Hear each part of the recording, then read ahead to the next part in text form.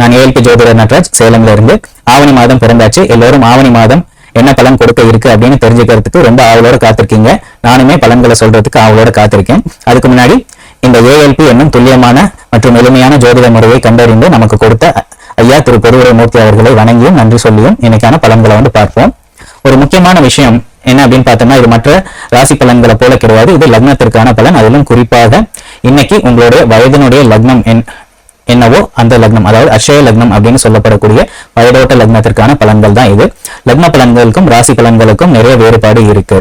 முதல்ல இந்த வேறுபாடு தெரிஞ்சுக்கணும் அப்படின்னா, நம்ம ராசி பலன் அப்படின்னா என்ன, ராசினா என்ன அப்படின்றத தெரிஞ்சுக்கணும். நம்ம பிறந்தப்போ இந்த ராசி கட்டத்துல சந்திர பகவான் அப்படின்றவர் 12 கட்டங்கள்ல ஏதோ ஒரு கட்டத்துல இருப்பாரு. அதுதான் நம்மளுடைய ஜென்ம ராசி அல்லது பிறப்பு கால ராசி அப்படின்னு நம்ம சொல்லுவோம். அந்த சந்திர பகவான் ஒரு நட்சத்திரத்துல நின்றுட்டு இருப்பாரு. அததான் நம்ம ஜென்ம நட்சத்திரம் அல்லது பிறப்பு நட்சத்திரம் அப்படின்ட்டு சொல்லுவோம். இப்போ இதுக்கு நம்ம பலன் பார்த்தோம் அப்படின்னா அது சரி வருமானு கேட்டீங்கன்னா கண்டிப்பாக சரி வராது. இப்போ உதாரணத்துக்கு நம்ம மீன ராசியை எடுத்துப்போம். மீன ராசியில பிறந்தவர்களுக்கு சனி பகவான் மீனத்துல இருக்காரு. இதனால அவங்களுக்கு ஜென்ம சனி நடக்குது, 7.5 வருடத்திற்கான ஜென்ம சனி நடக்குது அப்படின்னு சொல்லுவாங்க. ஆனா இப்போ அந்த மீன ராசியில் பிறந்தவர்களுக்கு சூரிய தசையோ சந்திர தசையோ அல்லது செவ்வாய் தசையோ நடக்குது அப்படின்னா அவர்களுக்கு சந்திரன் மீனத்தில் கிடையாது. அவர் எங்கிருந்து தசை நடத்துகிறாரோ அந்த ரிஷப ராசியில் தான் அவர் இருப்பார். அப்போ எப்படி இவர்களுக்கு அந்த 7.5 சனி இருக்கு அப்படின்றத நம்ம சொல்ல முடியும்? அது எப்படி அந்த சனி பகவான் பிறந்த கால சந்திரனை இப்போ போயிட்டு இருக்கிற கோச்சார கால சனி பகவான் பிரச்சனைக்கு உள்ளாக்குவார்? இதனால்தான் நிறைய பேர் சொல்லக்கூடிய ராசி பலன் அப்படின்றது சரி வராமல் போகுது. ஜோதிடத்தில் மக்களுக்கு இருக்க நம்பிக்கையும் குறைவதற்கு இதுதான் காரணம். ஏன்னா சந்திரன் அங்க கிடையவே கிடையாது, மீனராசியில அவர் இல்லவே இல்லை. அப்படின்ற பட்சத்தில் எப்படி ஒருத்தங்க சொல்லக்கூடிய அந்த பலன் அப்படின்றது சரியாக வரும்? அந்த பலனை அவரால் எப்படி கொடுக்க முடியும்? இதுதாங்க இங்க பிரச்சனையே. அதுல சில பேர் உங்களுக்கு திடீர் யோகம் வரப்போகுது, கோடியில பொருளை போறீங்க, நீங்க விரும்பியவர்கள் உங்களை தேடி வருவாங்க அப்படின்லாம் சொல்றாங்க. ஆனா இது நடக்குமா அப்படின்னு கேட்டா கண்டிப்பா நடக்கும். ஆனா எப்படி நடக்கும் அப்படின்றத பார்த்தோம் அப்படின்னா அது வெறும் எண்ண அளவில் அல்லது கற்பனை அளவில் மட்டுமே நடக்கும். ஏன்னா இந்த சந்திரன் அப்படின்றவர் ஜோதிடத்துல அவர் இன்னொரு பேர் என்னன்னா மனோகாரகன் அப்படின்றதான் அவருக்கு ஜோதிடத்தில் இருக்கக்கூடிய பேரு. அப்படின்ற பட்சத்துல இந்த சந்திரன் என்பவர் மனதை ஆள்பவர். அப்போ எப்படி ஒரு செயலை நிஜத்துல நமக்கு செய்து கொடுக்க முடியும்? அதனால்தான் வெறும் கற்பனைகள்ல மட்டுமே தான் இந்த ராசி பலன் இருக்குமே தவிர அது நடைமுறைக்கு ஒத்து வராது. அதனால்தான் நம்ம ஏஎல்பியில் என்ன பண்றோம் அப்படின்னு பார்த்தா இந்த ராசி பலன் எதுவும் பார்க்கிறது கிடையாது. நம்முடைய இன்னைக்கு வயதோட்ட லக்னம் என்னவோ அந்த லக்னம் எங்க இருக்கோ அதுக்கு தான் நம்ம பலன் பார்த்து சொல்றோம். ஏன்னா நம்மளுடைய உடல் இப்போ இந்த உடல் புள்ளி எங்க இருக்கோ அங்கிருந்துதான் நமக்கான நிகழ்வுகள் எல்லாமே நடக்க போகுது.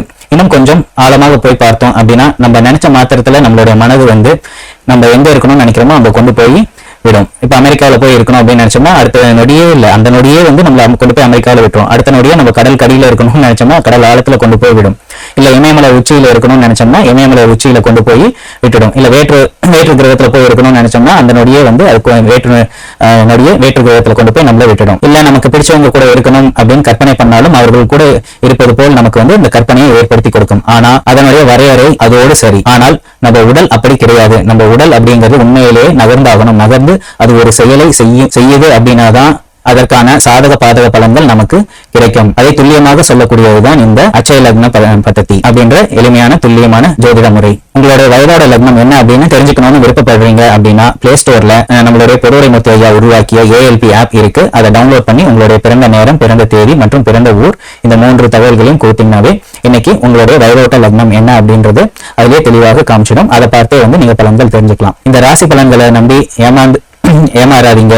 வாங்க நம்ம கோச்சார பலன்களை பத்தி பார்க்கலாம். இன்னொரு முக்கியமான விஷயம், இந்த கோச்சார பலன் அப்படின்றது 10 இருந்து ஒரு 20% வரையில் தான் வேலை செய்யும். அவரவருடைய சுயஜாதகத்தில் இருக்கக்கூடிய பலன்கள் தான் பலமாக இயங்கும். அதற்கு இந்த கோச்சார கிரகங்கள் வழி விடலாமா வேண்டாமா அப்படின்றது 20% தான் முடிவெடுத்து நமக்கு அதுக்கான சாதக பாதக பலன்களை கொடுக்கும். எனவே உங்களுடைய அருகில் இருக்கிற ஏஎல்பி ஜோதிடரை நாடி உங்களுடைய முழு பலன் என்ன அப்படின்றத உங்களுடைய சுயஜாதகத்தை கொடுத்து தெரிஞ்சுக்கோங்க. வாங்க இப்ப உங்களுடைய பலனை பார்ப்போம். கன்னி லக்னம் அட்சய லக்னமாக போறவர்களுக்கு கன்னி லக்னத்தில் சூரிய பகவானுடைய உத்திரம் நட்சத்திரம், சந்திர பகவானுடைய அஸ்தம் நட்சத்திரம் மற்றும் செவ்வாய் பகவானுடைய பிறை நட்சத்திரம் இருக்கு. இந்த கன்னி லக்னக்காரர்களுக்கு லக்னாதிபதி ஒரே ஸ்தானமான 12ஆம் இடத்துக்கு வரதும், உத்திர நட்சத்திரத்தின் அதிபதியான சூரிய பகவான் 12 இருப்பதும் உத்திர நட்சத்திரக்காரர்களுக்கு விரயம் ஏற்படக்கூடிய காலமாக இது இருக்கு. அல்லது நீங்கள் வெளியூர் வெளிநாடு போன்ற பயணங்களை மேற்கொள்ள வேண்டிய காலம் இது. அதற்காக இந்த காலங்களை நீங்கள் பயன்படுத்திக் கொள்ளலாம். உத்திர நட்சத்திரம் 3 பாதங்கள் 2, 3, 4 இந்த பாதங்கள் அட்சய புள்ளியாக செல்பவர்களுக்கு பொருந்தும். சிலருக்கு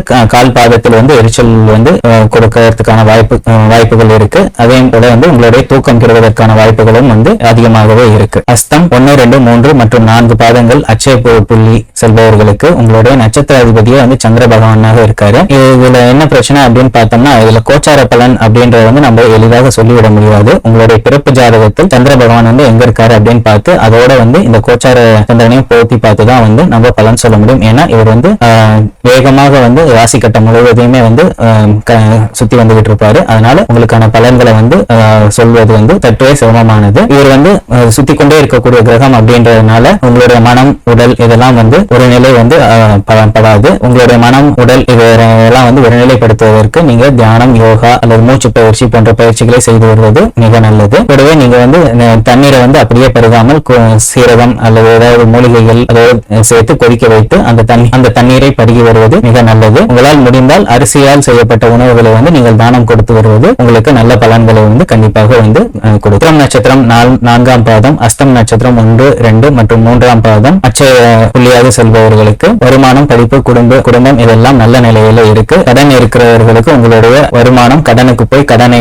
அடைக்கிறதுக்கான காலம் இது. இந்த காலத்தை நீங்கள் கடனை தீர்ப்பதற்கு பயன்படுத்திக் கொள்ளலாம். 4ஆம் பாதம் சித்திரை 1 மற்றும் 2ஆம் பாதம் அட்சய புள்ளியாக செல்பவர்களுக்கு உங்கள் குடும்பம், வருமானம், படிப்பு எல்லாமே நல்ல லாபகரமாக இருக்கு. இருந்தாலும் இது சம்பந்தப்பட்ட விஷயங்கள்ல ஒரு அழுத்தம் இருக்கிறதுக்கான வாய்ப்புகளுமே இருக்கு. உத்திரம் நட்சத்திரம் 2, 3, 4 மற்றும் அஸ்தம் 1, 2 பாதங்கள் அட்சய புள்ளியாக செல்பவர்களுக்கு திருமணம் சார்ந்த விஷயங்கள் விருப்பம் போல உத்திரம் 2, 3, 4 அஸ்தம் 1, 2 இந்த நட்சத்திர பாதங்கள் அட்சய புள்ளியாக செல்பவர்களுக்கு திருமணம் சார்ந்த விஷயங்கள் உங்கள் விருப்பம் போல கைகூடுவதற்கான வாய்ப்புகள் அதிகமாகவே இருக்கு. இந்த காலகட்டத்தை நீங்கள் திருமணம் சார்ந்த விஷயத்திற்கு நன்றாக பயன்படுத்திக் கொள்ளலாம். 3, 4, 1, 2 அட்சய புள்ளியாக செல்பவர்களுக்கு திருமணத்திற்கான வரன் வெளியூரிலிருந்து அல்லது தொலைதூரத்திலிருந்து அமைவதற்கான வாய்ப்புகள் அதிகமாக இருக்கும்.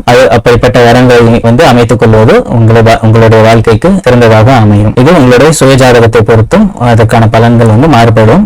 எனவே சுயஜாதகத்தை ஒரு முறை பார்த்துக் கொள்வது நல்லது. சுக்கிரன் கன்னியில் இருக்கும் காலம் வரை குடும்பம் சார்ந்த நிகழ்வுகளில் மிகவும் கவனமாக இருக்க வேண்டிய காலம். குடும்பத்தாருக்கு வருமானத்திற்கும் ஏதாவது பிரச்சனைக்குரிய காலமாக இருக்கு. ஏதாவது எதிர்பார்த்திருந்தீர்கள் அப்படின்னா அதற்கு இந்த காலகட்டத்தில் கிடைப்பதற்கான வாய்ப்புகள் நன்றாகவே இருக்கு. சித்திரை 2 அட்சய புள்ளியாக செல்பவர்களுக்கு வீடு, வண்டி, வாகனம், சொத்து, வெளிநாடு, வெளியூர் சம்பந்தப்பட்ட நிகழ்வுகள் கொஞ்சம் விரயத்தை கொடுத்தாலும் நன்றாகவே இருக்கும். இந்த வாய்ப்பை நீங்கள் அதற்கான சுபவிரயமாக மாற்றிக்கொள்வதற்கான ஒரு வாய்ப்பும் இருக்கு. எனவே இந்த காலகட்டத்தை அதற்கு நீங்கள் பயன்படுத்திக் கொள்ளலாம். இந்த கோச்சார பலன்கள் எல்லாமே 10லிருந்து 20% வரைதான் கோச்சார கிரகங்கள் கொடுக்கும். அதுவும் உங்களுடைய சுயஜாதகம், பிறப்புகால சுயஜாதகம் அனுசரித்து அதற்கு அனுமதி கொடுத்தால்தான் இந்த கிரகங்கள் வழிவிடலையா அப்படின்றத தெரிஞ்சுக்க முடியும். அதற்காக உங்கள் அருகில் இருக்கும் ALP ஜோதிடரை பார்த்து அவரிடம் உங்கள் ஜாதகத்தை காண்பித்து உங்களுடைய பலன்களை தெரிந்து கொள்ளுங்கள். நன்றி, வணக்கம்.